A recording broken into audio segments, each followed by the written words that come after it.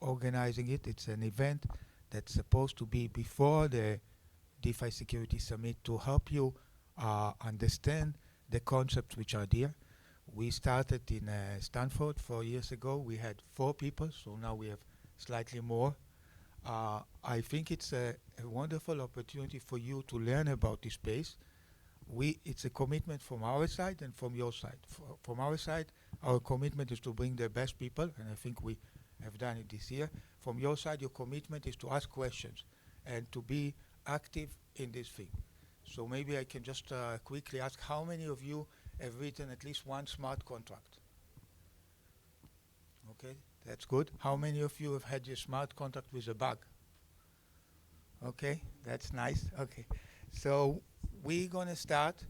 We are recording. It means that if you have questions, we prefer to actually, and I'm gonna help, and other people will help with the mic, so that people get the recording. A lot of people, and in the previous time that we didn't record, and there were a lot of complaints. So we want the recording to come up, and this is also a commitment to the speakers. If somebody asks you a question, either you see that you get the mic or repeat the question. So people that listen, unfortunately we cannot broadcast, but we will upload it. So the first line of speakers, we have amazing line of speaker. We have Rajiv, Josselin, and Alex, which are leaders in this space. So please welcome them.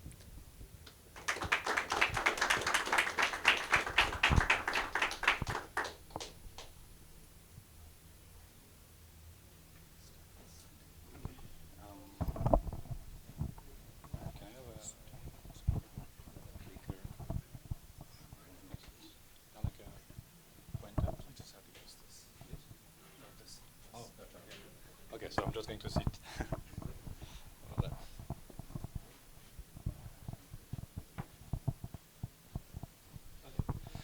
Okay. Hi everyone. Good morning. So we are going to start with a one-on-one number of tips for smart contract auditing with Rajiv, Alex, and myself. So I'm going to start. We have a lot to cover, so stay focused. So my first tips for you and for this presentation is that you should not trust us and you should build your own path. What I mean by that is that through this hour you are going to learn a lot of advice, you are going to learn a lot of strategy to do code auditing and to do security. But in reality there is no one way to do code reviews, there is no one way to be a security researcher. And really what I would recommend you to do is to experiment, see what sticks for you, what doesn't stick for you, and build your own expertise. I have split my first 30 tips into categories. So first I'm going to go over learning. Something I've seen happening a lot is that people try to learn everything at once. What I would recommend if you're starting is to first start to build a depth of expertise before a breadth of expertise.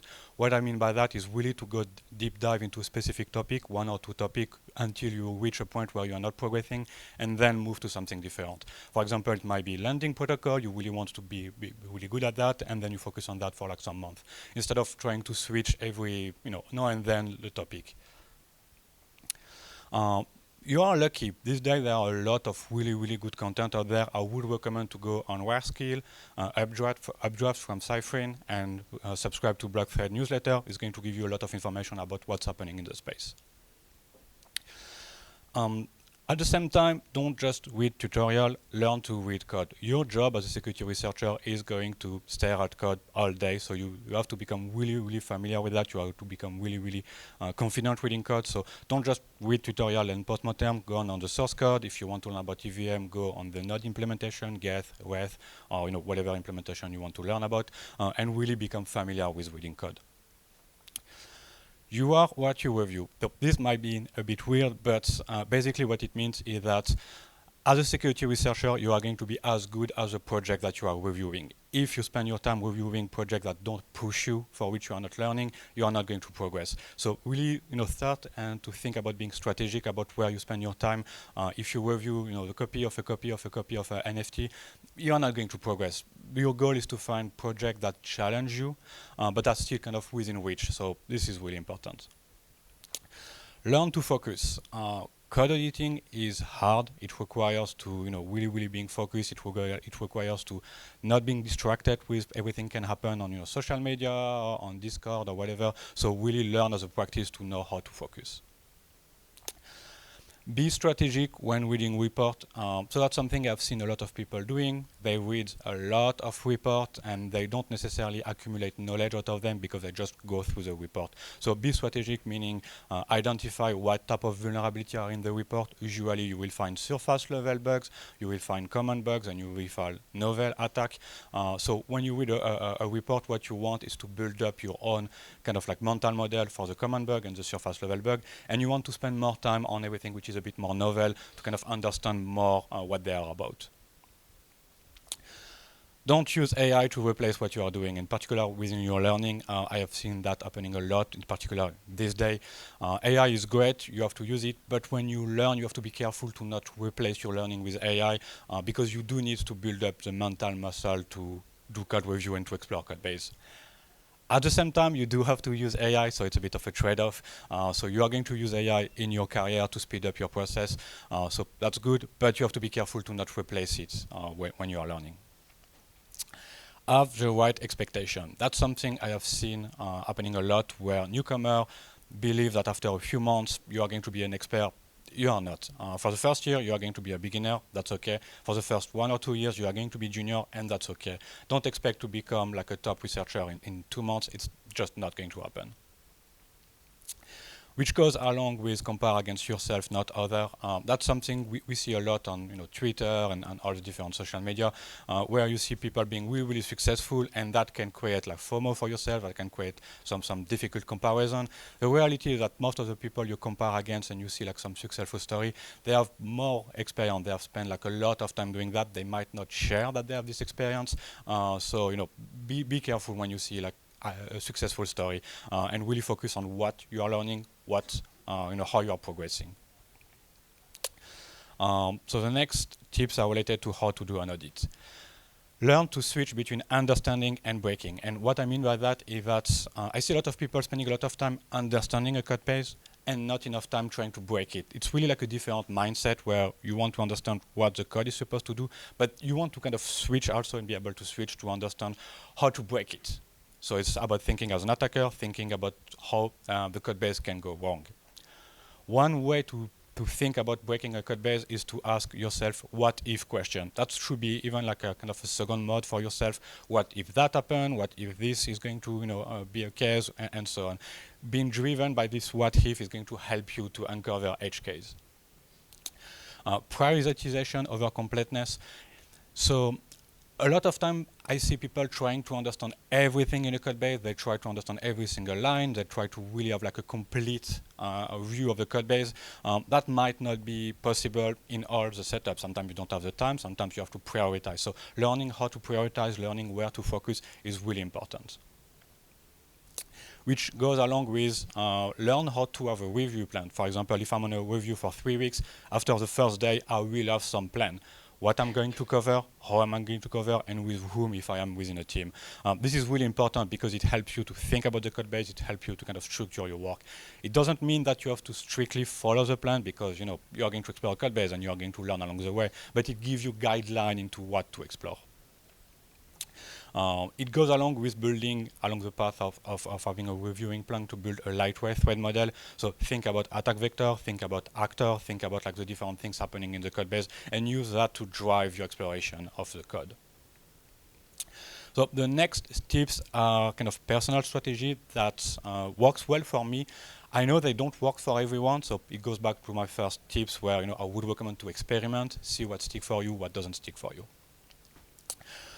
I think I'm a decent security researcher, but I think I'm an average developer. And as a result, one thing I use to drive my exploration of code base is that I ask myself, where would I make mistake if I were to develop this protocol? And usually, if I would have made a mistake somewhere, other people might make the same mistakes.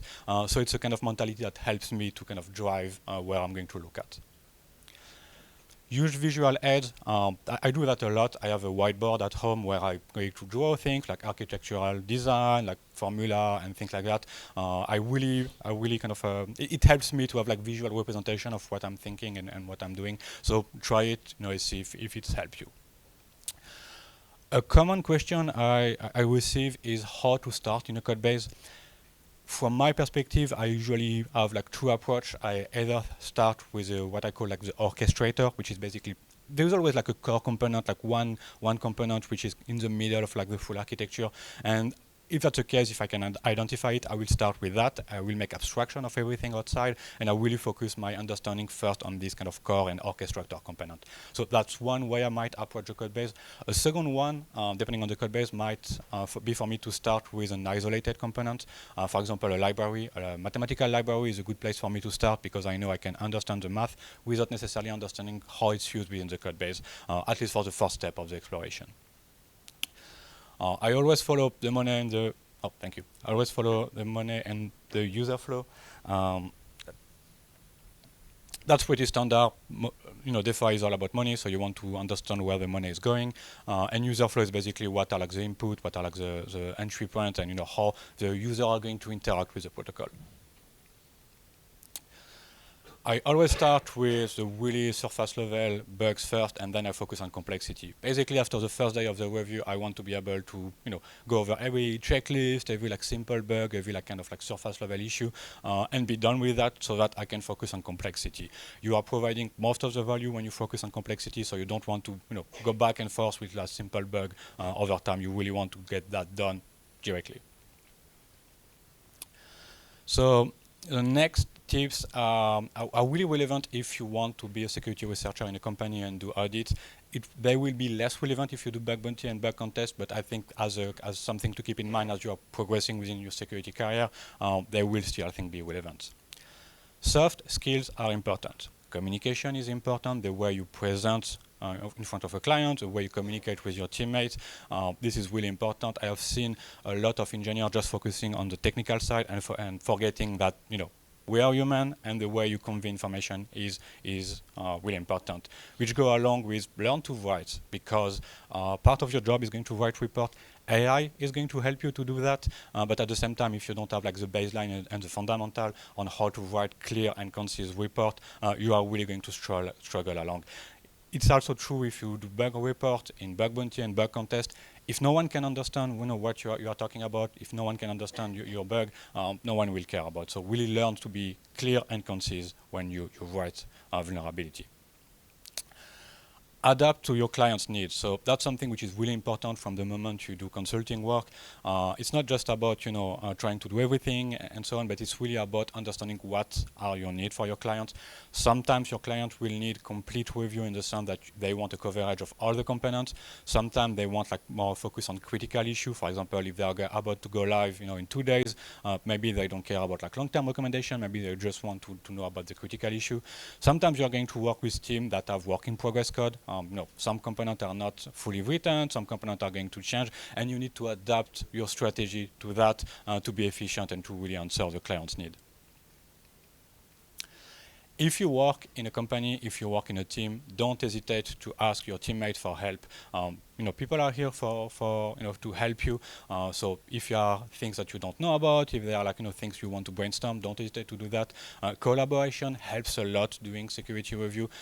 Thinking idea, doing brainstorming, this is something that can really kind of like help you to uncover new things. So the next tips are related to traits or behavior that I think are really important as a security researcher, and I would recommend you to foster, as you go along in your career. The first one, limit time spent on social media. I have seen a lot of people like spending hours and hours on Twitter, Discord, and everything. And when you do that, you are going to lose focus. Your brain is not going to be, you are going to have trouble with context switching and everything.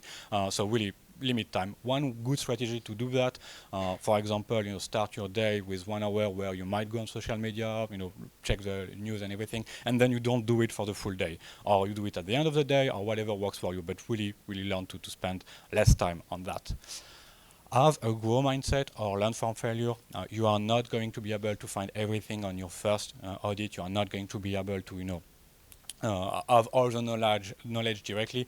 If you see findings in a bug contest that you did not find, that's okay. It's actually a good thing. It's a way for you to learn and to grow. So learn from your failure and have this mindset. Passion beats greeting every time. I've seen a lot of people saying, if you want to be a security researcher, you have to grind, and you will become good. That's not true. Like security research, it's difficult. It requires a lot of motivation. It requires a lot of inner motivation. So it's really a kind of a field where you need to be passionate. If you spend six months in the field and after 6 months you don't really enjoy what you are doing, it's not something you have motivation for it, maybe it's not for you, and that's fine. It can be also a learning. So really identify if it's something for which you are passionate or not, because this is going to be important in the long term. If you stop learning, you are out of the game. This is particularly true for blockchain security. The space is moving really, really fast. What we know today is going to be different from what we know in a year from now. So if you kind of identify for yourself that you are not making progress anymore, that you are not learning, that you are not growing, probably you should think about different strategy, and you should think about how you can continue to progress, because this space moves fast. It's highly competitive, and you need to be constantly progressing. Everything I said might be stressful because there is a lot to consider. There is a lot of energy to spend to do code review. But at the same time, you need also to learn how to take care of your mental health. Burnout is a real thing in our space. Doing code review is stressful. It takes a lot of energy. It takes a lot of it takes a lot out of you. So you also have to learn how to, maybe take a break from time to time, make sure you have good sleep, do exercise, do physical exercise, eat well, because this is going to be important in the long term. You will be able in your career to have rush for a couple of months. You can really do like you can really push yourself for a couple of months. You cannot do that for years, so you have to learn how to manage that.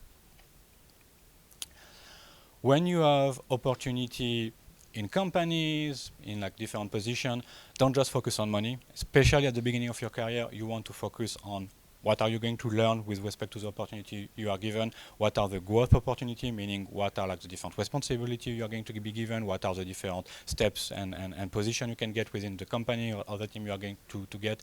And think about the teams that you are joining also, because if you are in a toxic environment, that can be like a kind of can even ending your career if you're in a place where you don't have support and you don't have people helping you. So don't just focus on the money. Focus on how you are going to progress, especially at the beginning of your career. So this one I studied from Andrew Carpati, agency beat intelligence. That's something that took me a while to understand, but agency basically means being proactive, getting things done. If you have the smartest people in the room, but you don't have like a mentality that you want to get things done and you want to be proactive, you are not going to be that successful. So really, be proactive, get things done, be your own driver, because that's going to be a trait that is going to make a difference between someone who is successful and not, from my experience. Okay, my last tip, but not least, think about ethics. What we do have an impact. As a security researcher, we want to help the industry. We want to be in a place where we provide value to our customer. It's really important to think about ethics, to think that what you are doing doesn't cause harm. The way you kind of communicate with your peers doesn't create toxic environments. The way you kind of like share your knowledge is helping others. When you report a bug, when you think about the vulnerability you can find, this can have like a real world impact, and you need to think about ethics. If you want to be a white hat, this is really important. And next is Alex. Thank you very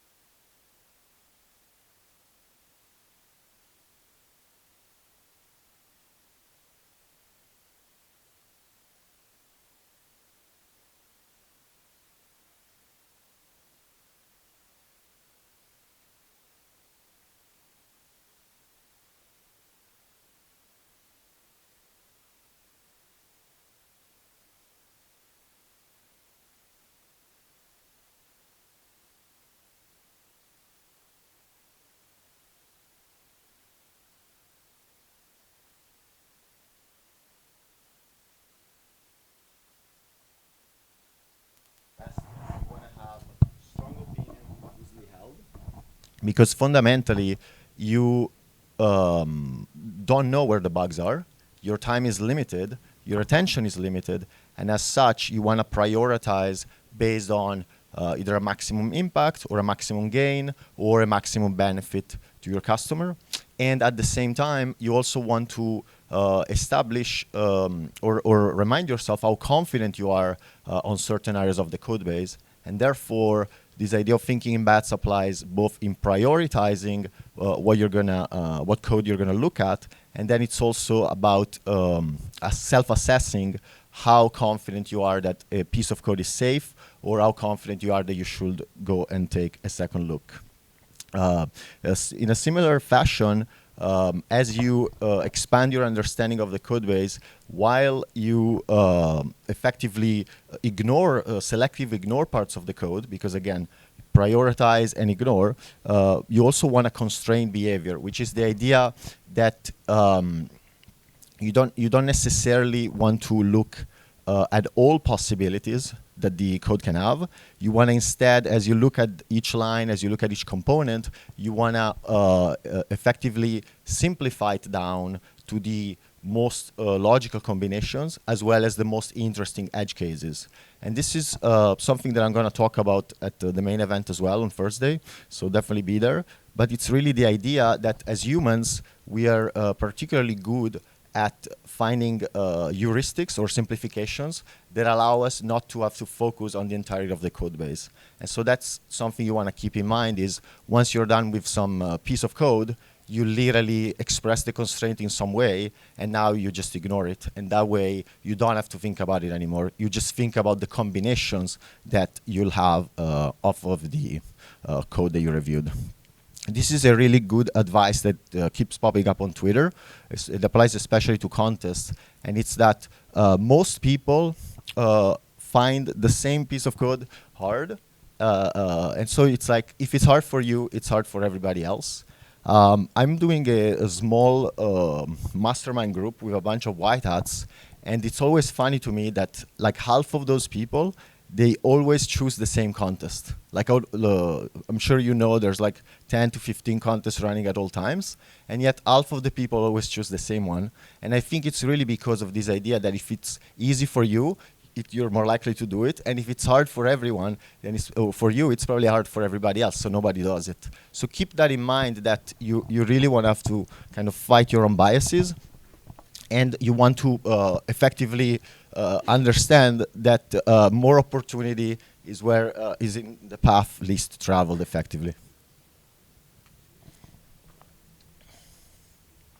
And another great advice is to seek truth. So fundamentally, when you're performing a security review or you're understanding what the developers are trying to do, you want to understand that you're biased towards, for example, trusting the developer or trusting your own biases. But fundamentally, as you perform a review, you're just seeking the actual truth of what the code does.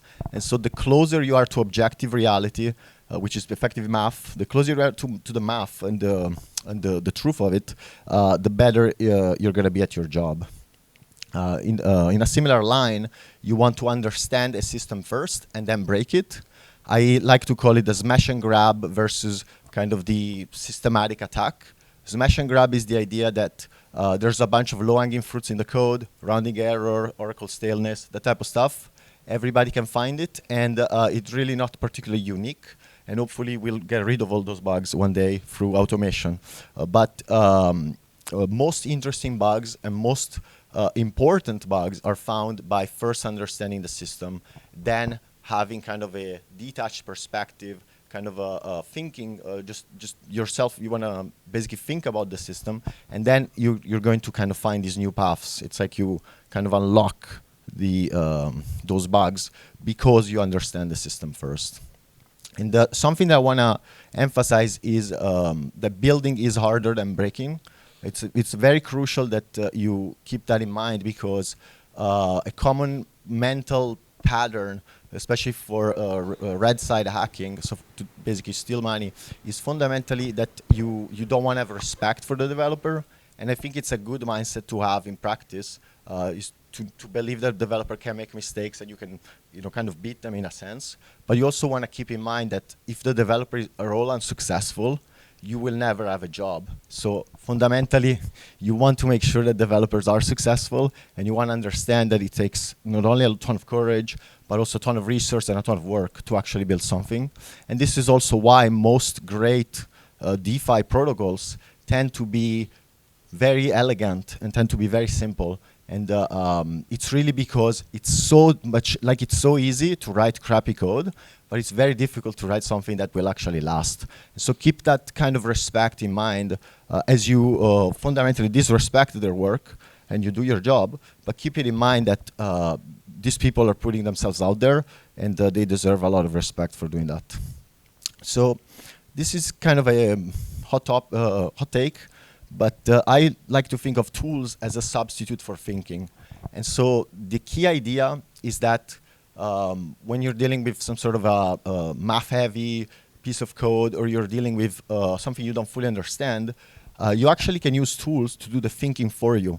A good example that I have is whenever I'm looking at a function, I like to just build like a quick Python script to build me a graph. And that's because even if I don't fully understand the math, now I can quickly see it, and that can help me think about what the code is actually doing without having to be bogged down by the details. So I don't advocate for using tools at all times, but I believe that a smart researcher knows when something is above their pay grade or something is above their skill level, and tools can help you kind of get up, kind of cheat a bit and get up to that level, and possibly find bugs that you can't find through reasoning or math alone due to your skills.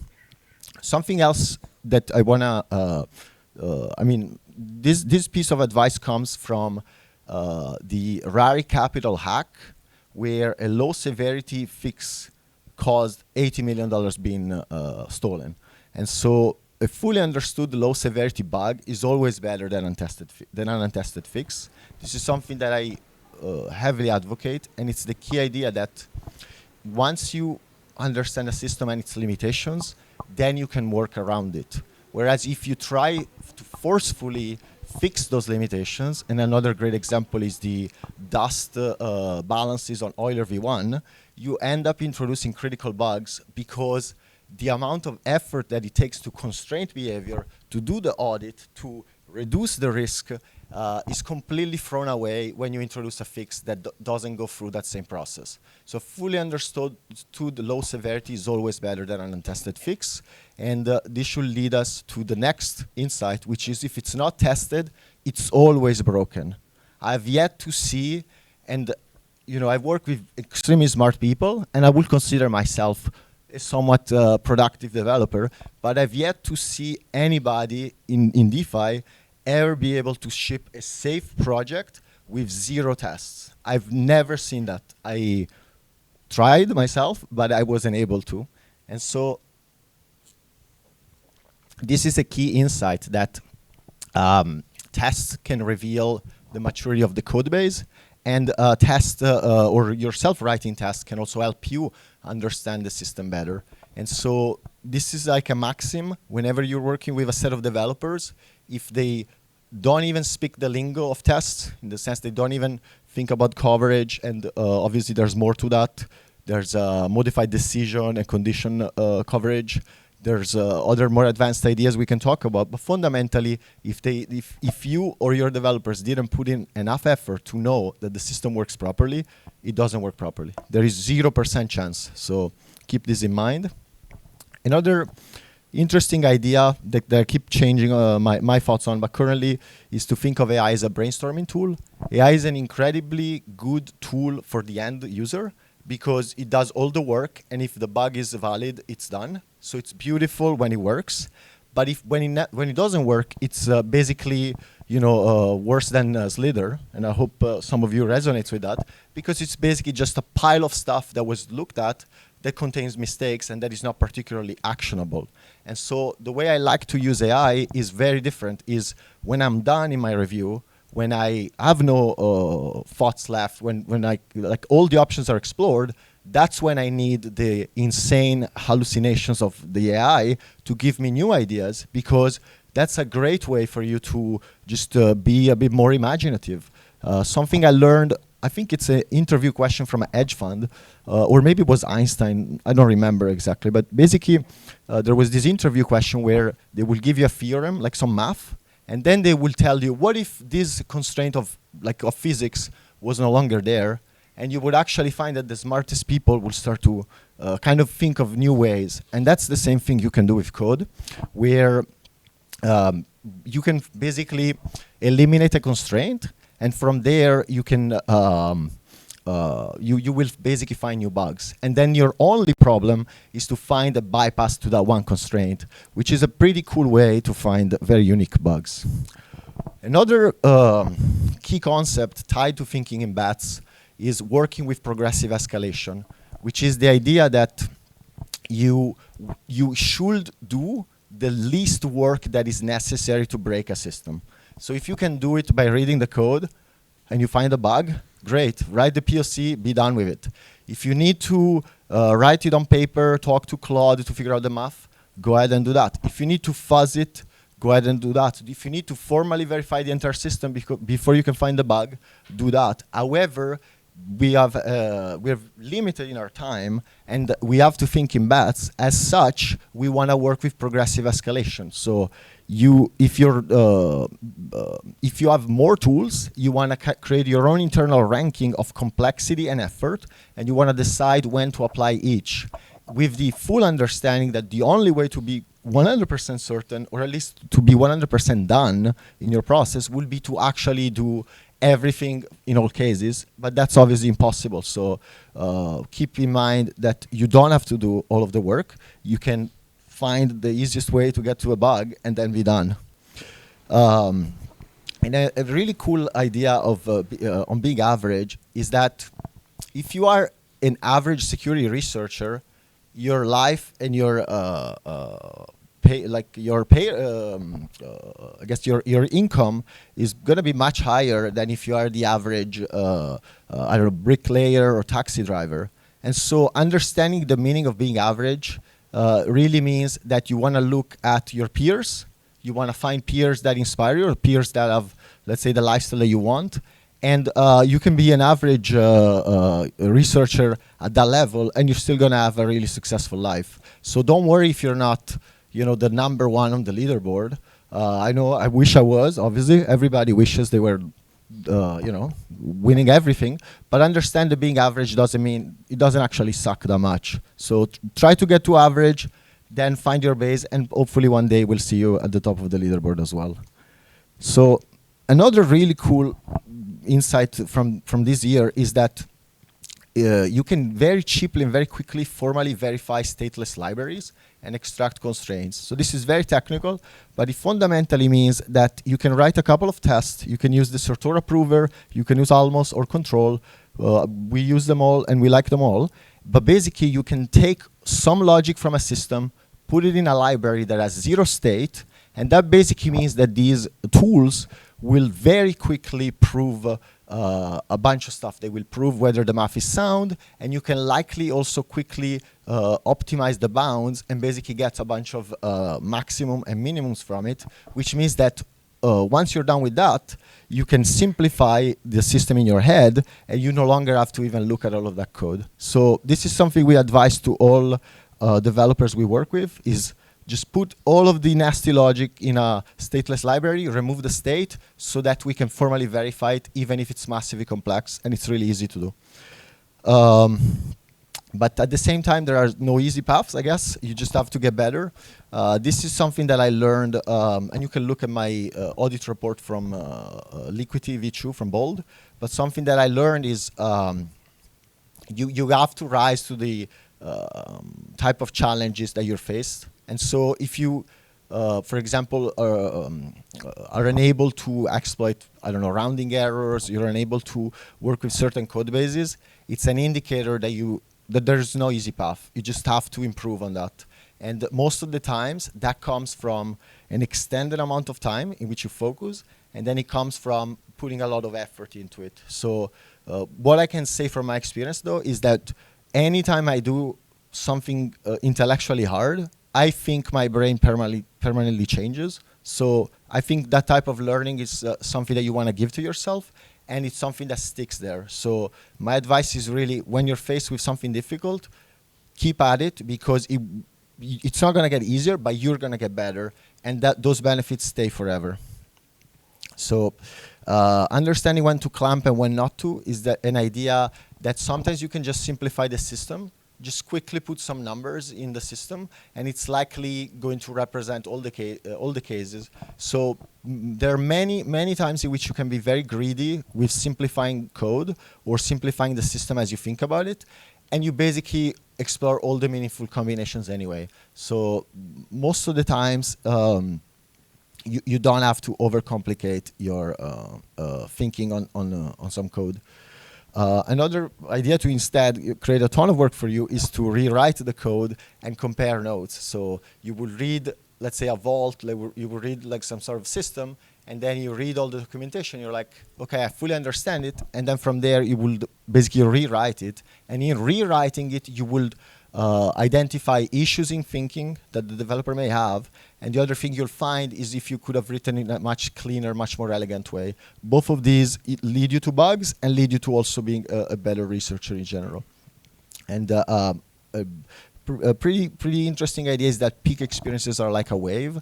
So you will likely find some amazing bug, but it will come at a price. And so you don't want to ask yourself to always be at the top. You can't always be on the top of your game. You want to instead prepare for the peak experience. You want to enjoy, you want to ride the wave, but then you also want to take time to rest. And you really want to embrace this idea. If you look at great entrepreneurs, they have a bunch of money, they rest until they find a great idea, and that's when they go all in. There's really no point in being all in all the time if it's not worth it. So instead, try and find the wave that you want to ride, and then hold on to that for dear life.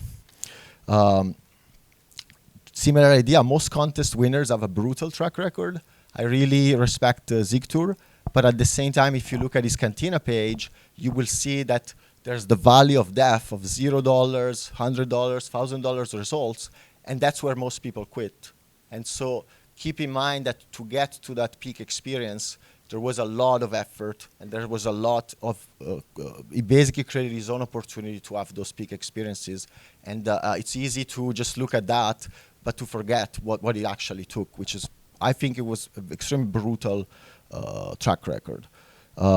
There's totally random, and there's really no rush in writing a report or a POC. Just write it slowly over time and make sure it's simple and it's clear. Don't use any tricks there. Just write it slowly until somebody else can understand it. In a similar note, it's always a serious deal or just don't bother. Don't half-ass your reports. Don't half-ass your bounties. Don't send the low quality, low effort bug because you don't want to put in more work. Either do it really well or don't bother, because people will find a way not to pay you. So you may as well just do it well. And start with the end in mind, which is really the idea that if you're finding bugs and you're writing reports, start early in doing that, in setting yourself up for success. You don't have to have this separate phase, etc. You can instead think about what your end goal is, and you progressively get to it instead of separating into very harsh steps. I'm going to very quickly finish my points. Always read code, and when you can't read the code anymore, that's when you try something else. That's when I will start developing, only when I'm really tired. And you really don't understand how hard it is to actually review code at the highest level. Find the best person you can, work with them for a day. It will change your life. I know it works from experience. If you're done before an audit, it means you're not even trying. Nobody's ever done in an audit. If you're done, it means you're literally not even playing the same game. Understand your edge and use it to your advantage is the idea that you want to, over time, build a deep set of knowledge on a specific set of protocols, and you want to push that as much as you can. Or if you have a unique bug, or if you have a unique technique, push really hard. There really is no overnight success. It's really the world catching up to you because of the efforts. And you just want to really repeat those basic foundational steps consistently. My favorite thing is to find people I really respect and learn from them, whether by hanging out or just looking at the research. There's a ton of very, very brilliant people here, really inspiring people, and you just have to find them and model them. And then forge your own path. Fundamentally, there is no right or wrong way. You have to live with the consequences of your decision. So just forge your own path. Learn from reading common bugs, but then create your own category defining bugs. Resting is work, which means that, as I said, you want to give time to yourself to grow, and the growth happens in resting, just like in the gym. Be careful about your own biases, because you will eventually start missing the same type of bug, so you have to self-correct, and the only constant is you. So believe in yourself, keep going, and let me give it up for Rajiv next.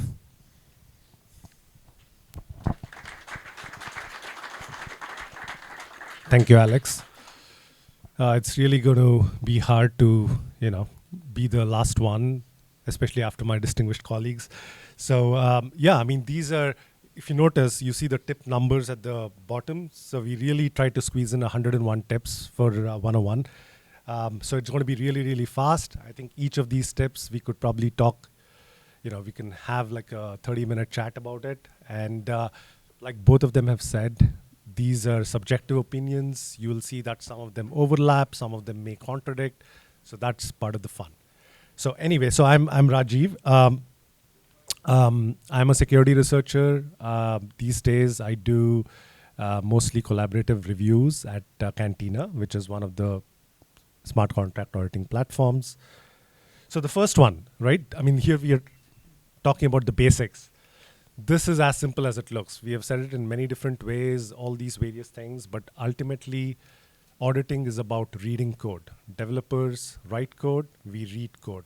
And I mean, you see these takes on Twitter that, oh yeah, reading code, it's just so simple.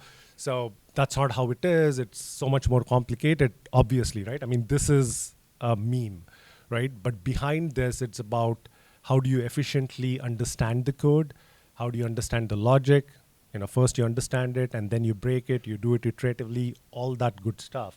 But ultimately, auditing, smart contract security auditing is really about reading code, right?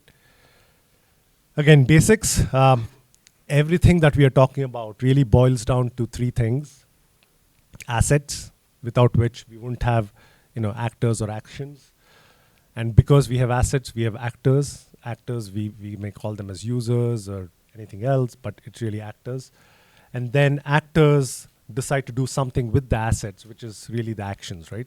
So you go back to the beginning of computer science, you see various access control matrices. It's really about subjects and objects, and can you read it, can you write it, can you execute it? That's really what we are talking about. So again, we are oversimplifying things, but that's the point of this. And how do you start doing all this, right? So we, when we say read code, that's great. But then we also, code is, let's say in this case, for example, written in Solidity or some of the other smart contract languages. You can read some documentation, and most protocols have documentation, right? But ultimately, we want to be able to have a spec, a specification, a formal specification. I think some of the leading protocols have it today, but that's sort of the end goal we want to get to, right? That every protocol really has a spec, starts with a spec, has the documentation, and then really starts coding, right? So if we have all these three, then that's like a fantastic start for smart contract auditing. This is, I think this is a critical thing that's been brought up multiple times.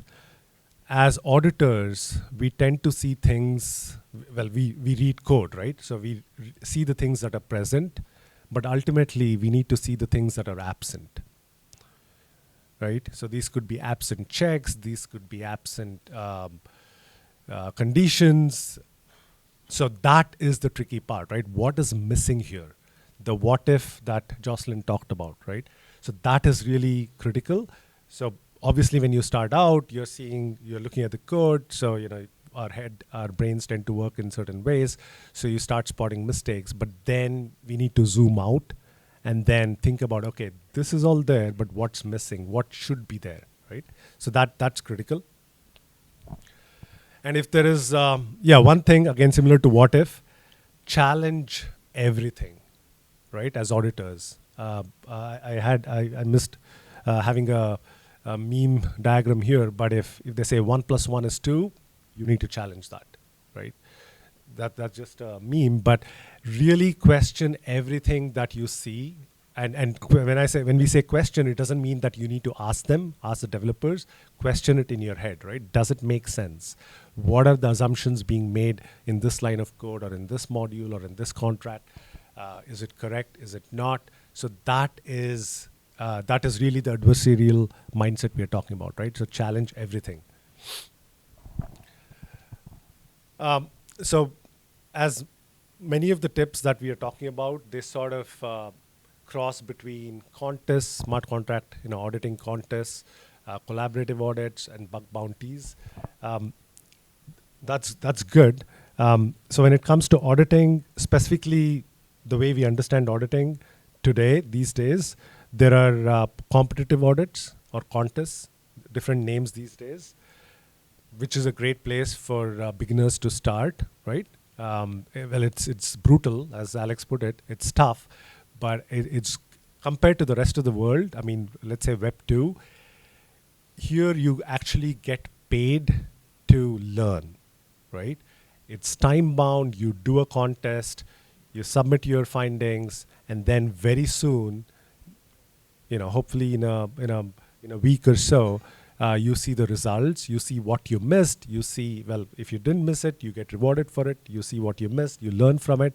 I mean, this is really the fastest feedback loop that I have seen in my 25 years of security research, right? So there's no better way today to start learning than contests. But obviously, I can't just wake up tomorrow and say I'm going to start doing contests, right? So you need to understand the language, you need to understand what the protocol is about. So there is definitely a bit of learning. So the various resources that Josselin shared, great places to start. Collaborative audits are different, and if you're not familiar with the term, what it means is that you have a bunch of researchers, maybe 2 or 3, some senior, some junior. They're put together by the platform, let's say Cantina or Sherlock or anyone else, or Tora, right? So a team gets formed, or even of private audit firms as well, right? Team gets formed, they get assigned on a particular protocol for a particular duration, and the idea is for that team to collaborate, right? And what we mean by that is that it's not like if there are 2 people assigned that they need to work in silos, right? There are some platforms that also do that, but in general, the idea is that the sum should be greater than the parts, right? So if you're 2 people, then in a collaborative audit, the output should be better than me and Alex working separately. So if the 3 of us are on a collaborative audit, then hopefully it'll be much better than having just each one of us do it separately, right? And how do we do that? So I think I'm going to focus a lot of my next top tips on the collaborative part. And what we mean by collaborate here is collaborate among the security researchers, and also collaborate with the project. And what do we mean by that, right? So in many platforms, auditing platforms, you can actually have, there's like a comms channel with the project, right? So you have a Discord, a Slack, or whatever it is, where the developers are also there. And this is really a collaborative thing that they are also part of. It's not like they say, hey, here's the code, 2 weeks, and then at the end of 2 weeks, the researchers have discussed amongst themselves, and then they present all the findings, right? I mean, that happens. There is value in that.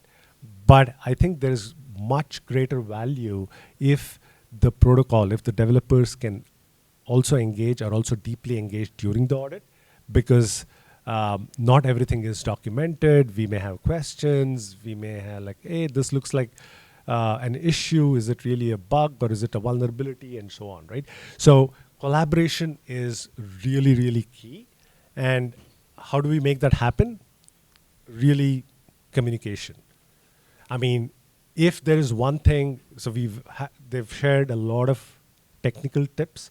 If there is a non-technical tip that I strongly believe that we need to do better as a community, I think it's communication, right? There's just so much lost in communication before the audit, during the audit, after the audit, all these gaps, which leads to a lot of issues. So communicate with yourself, right? Think, challenge, do all that. Communicate with the other security researchers on your team. Discuss, share the resources. Don't just, we shouldn't just go away, lock ourselves and sort of think and only communicate when we have a real valid issue, right? That's good. But I think there's much more that can be achieved by constant, frequent communication. Obviously, there is a line to be drawn. You don't want to be annoying and sort of keep pinging all the time. You want to have that focus that Alex talked about. But figure out where that line is and keep communicating. And the other one is really communicating with the protocol, right? Ask, because we are far from the time when everything is specced out and everything is super obvious. If we do not understand something critical, ask your colleagues, and if we can't agree, then ask the protocol. And that, I mean, personally for me, we have found so many issues or non-issues because of that communication channel. So comms, super critical. Just to sort of summarize, right? So discover, and this is really sort of in my head when I'm looking at stuff, trying to discover issues, potential issues, discuss with your colleagues, and challenge everything, right? So debate. Have a respectful debate amongst your security, amongst your team, and definitely with the protocol. And depending on the protocol, they may challenge some of the findings or the severity of the findings, which is good. Healthy debate is really good. I mean, that's what security is about, right? So challenge everything, and this is really sort of part of the discovery process. And why should we do this? This is really what builds trust, right? For the protocol, if we communicate with them with potential issues, potential concerns, then they see the sort of our thinking process, and it gives them more confidence that, okay, they're going in the right direction, and if not, they can sort of help us go in the right directions. Same thing among the security researchers as well, right? And this is sort of a challenge in the Web3 security space. Unfortunately, I think we are stuck with the term bug in this space. I mean, if you look at the history of bugs in computer science, right? The first moth that was there on, I forget, the Mark processor, whatever, 50 years ago. So that's when it got termed a bug. I mean, bug is generally synonymous with something that is annoying, right? Like, don't bug me, right? But in this case, we are talking about bugs. We're really talking about vulnerabilities that cost the space hundreds of millions of dollars. The reputation. I mean, the whole of crypto, if you look at somebody outside the space who's not aware of crypto, the first thing that they are aware of is how much money, can somebody make in crypto, or all the scams going on, right? And which includes the hacks. So I think we have a responsibility to be really serious about this and not sort of treat everything as a quote-unquote bug. But as security researchers, we need to understand the difference between these three things, right? Anomaly. Something that is not normal is anomalous in the code behavior. And some of those can be issues, right? Some of those can be bugs in the sense that they are, they deviate from the normal, they're not expected, they're unexpected behavior, but does that really lead to a loss of funds or lock of funds, right? So that kind of, if you want to say serious issue or a serious bug is a vulnerability. So if you go back to the Web 2 space, most references there are to vulnerabilities, right, in the technical literature.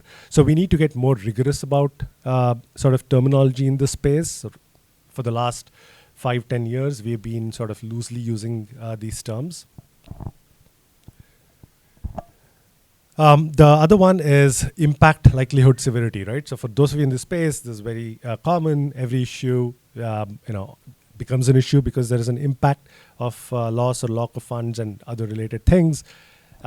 Likelihood, I think this is the trickiest part, which plays a big role in at least bug bounties, is what is the probability of this vulnerability being exploited to cause this impact, right? Is it a very low probability, medium, high? I mean, we don't have a good way to quantify this yet. So we sort of have taken the easy path and said low, medium, high, and then we have a severity matrix based on that. I think there can be a lot of work that we can do better with likelihood. This is an interesting thing, right? I forget who came up with this, but hunting and gathering. Hunting for bugs and gathering for bugs. So the notion is that hunting is really finding that deep, complex, maybe high severity vulnerabilities, right? And gathering is sort of maybe at a shallower level, looking for, let's say, the lows and mediums, just to make it easier for discuss, right? So there is this notion that, hunting is really, as you get more senior as a security researcher, I should just be focusing on hunting, only finding the criticals, and not really bother about anything else, because that's sort of below my whatever, right?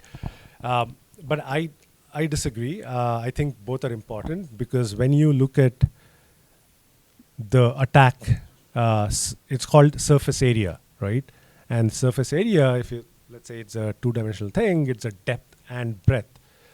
So if you think of this rectangle as the attack surface area, and if I focus only on this particular depth, and I'm going to miss out on all these, all the other part of the attack surface area, which I would not have gotten into if I do not focus on the breadth. Right? So breadth or the gathering part is equally important, and what we may think of as something that is shallow may actually be, not as shallow if it is combined with other things, if we are wrong about the probabilities and so many other things. So coverage is critical. The other thing that I've seen with security researchers is competency is fantastic. I mean, we need to be super competent. But where I do not see that happening is with consistency, right? I mean, we are dealing with really mission critical code here. We should be treating it with that respect, right? And we are trying to build sort of the next financial internet and civilizational infrastructure, whatever, future of finance, whatever your thing is. So we need to be super consistent, right? Every day, every audit has to have the same level of rigor, same level of attention, and there is no room, literally no room for error, right? I mean, that's how critical it is. This, I won't go, I mean, this is, I talked about this, breadth first. So, okay, now talking about how do we start doing this in that rigorous way, right? So some people like to do it in a breadth first way. Josselin talked about sort of looking at all the low things first and then going deeper into the complex things. Some people like to sort of do it in a more modular way. They like to sort of focus on certain components, maybe the central orchestrator, as Josselin called it, want to look at that really well and then look at other things. One way to do it, again, another way of thinking about it is to do it in a very definitive way and then move on to other things, or do it in an iterative way, right? So do it once and then come back again. I think our brains really work iteratively, although we may not fully understand it yet. So there is capability. which is table stakes. I mean, all of us have to be super capable to be reviewing and sort of bearing the responsibility for this code base for all the protocols. So responsibility is a huge deal. Goes back to the ethics thing that Josselin talks about. This is an interesting thing. When you do collaborative audits, there is this notion of diffused responsibility, right? So if I'm a single researcher, I know that, oh my God, if something goes wrong, I'm the one to blame. But if you have multiple people in the group, what I've noticed is that, people may tend to think that, hey, okay, so we are three of us, so even if I miss something, maybe the other person will catch, or if I don't see this, maybe the other person will look at it. So that is a challenge, right? That has to be taken seriously. So diffuse responsibility is not good. So we need to be super careful about it. The other thing that want to bring up is clarity, right? Josselin talked about it in terms of the soft skills. Clarity in comms, in communications is super critical, but even clarity in understanding the code base and being able to reason with it is really, really important. And obviously the criticality part, right? That if we are not clear, then if it just means that we really didn't understand what the protocol is doing, so you can't really get into sort of the critical parts of where things may break. I'm going to speed up, I think, yeah. So let's see, checking, validating, basically pace yourself between reading, reviewing, and reporting, because it's a time-bound process. Bugs can be found, but ultimately it is a time-bound thing. Fixed reviews have to be, we're talking about audit reviews, but fixed reviews are super critical. Alex brought this up. I think we can do a much better job here because there could be some cracks in this. Context switching, not a good, happens, but not really good. Focus, like others have talked about it. This seems to keep coming up, right? Whether should we combine the issues or should we not combine the issues? I think it is sort of synthetic, but it has some implications for the protocol, for reporting, for other things as well. So a lot of guidelines, but it's a time-bound thing. There are fine lines that we need to sort of make a subjective call. For protocols, code freeze is critical before an audit. Be very clear what the scope of the audit is, what is out of scope, and if that keeps changing, it's not a good sign. So we need to be super careful about it. A lot of exploits have happened because of this. Let's see. Yeah, comms, very critical. Fix, this is for the protocols, right? Correct us if it is not an issue, confirm an issue, fix it, acknowledge it, and we need to make sure we capture all the right things. Ultimately, again, this is worth repeating. Audits are not a silver bullet, right? This unfortunately comes up. Any exploit, they're like, oh, but it had an audit. It has 5 audits. It has 10 audits, right? They are not a silver bullet. We need to really move safely. We are building a lot of critical infrastructure. There's a lot of trust being placed on this. So we need to make sure that we break nothing. Ultimately, ignore all these 101 tips, tools, and techniques. Figure out what works for you best. Figure out how you want to how you want to read the code and make it safer. Thank you.